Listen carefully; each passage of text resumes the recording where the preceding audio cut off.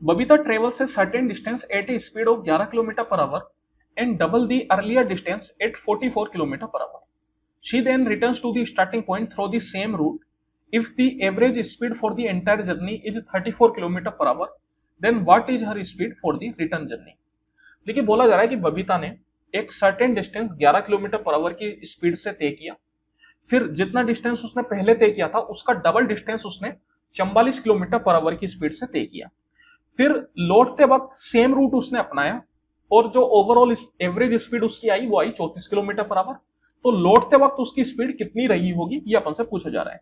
तो जैसे यहां पर मैं मानूं कि ये अपना एक डिस्टेंस है, तो यहां से लेके यहां तक तो जो है उसने 11 की स्पीड से तय किया जाते वक्त, और फिर यहां से लेके यहां तक जो है वो 44 की स्पीड से तय किया, और बोला जा रहा है कि ये जो पहला वाला डिस्टेंस अगर 1 यूनिट है तो ये दूसरा वाला डिस्टेंस 2 यूनिट है, और लौटते वक्त वो यहां से लेके यहां तक आई।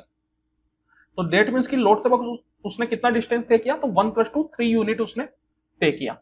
अब अपन को टोटल जर्नी की एवरेज स्पीड दे दी और लौटते वक्त उसकी स्पीड कितनी रही होगी ये पूछा जा रहा है। चलिए ठीक है, तो देखिए इस क्वेश्चन को अपन कैसे करेंगे। तो यहां पर अपन जानते हैं कि average speed equal to total distance upon total time होता है, या फिर आप बोल सकते हो कि टाइम हमेशा बराबर लगेगा।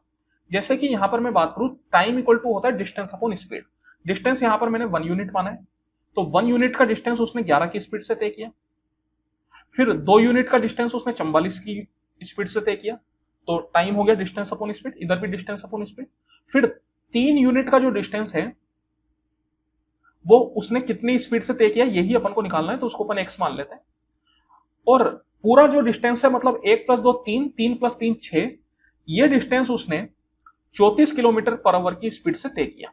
तो यहां पर जो उसको टाइम लगा होगा वो इस वाले टाइम के बराबर होएगा, क्योंकि टाइम हमेशा बराबर होता है, टाइम में कभी भी कोई चेंज नहीं होता। तो यहां पर आप एक्स की वैल्यू निकाल सकते हो। चलिए ठीक है, तो यहां पर मैं सबसे पहले तो ये स्टार्टिंग के 2 का ले लेता हूं एलसीएम, तो इनका 44 आ जाएगा 11 से 4 बार में, और ये 2 + 3/x = आ गया 6/34।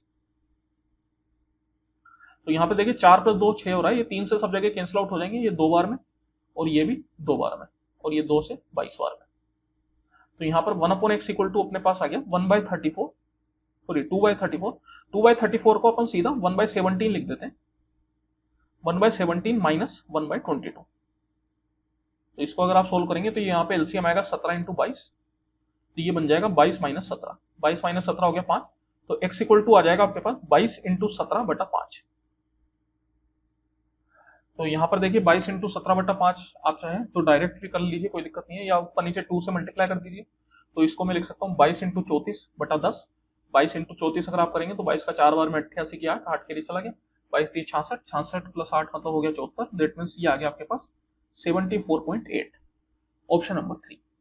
तो जो लौटते वक्त उसकी स्पीड रही होगी वो रही होगी 74.8 किलोमीटर पर आवर।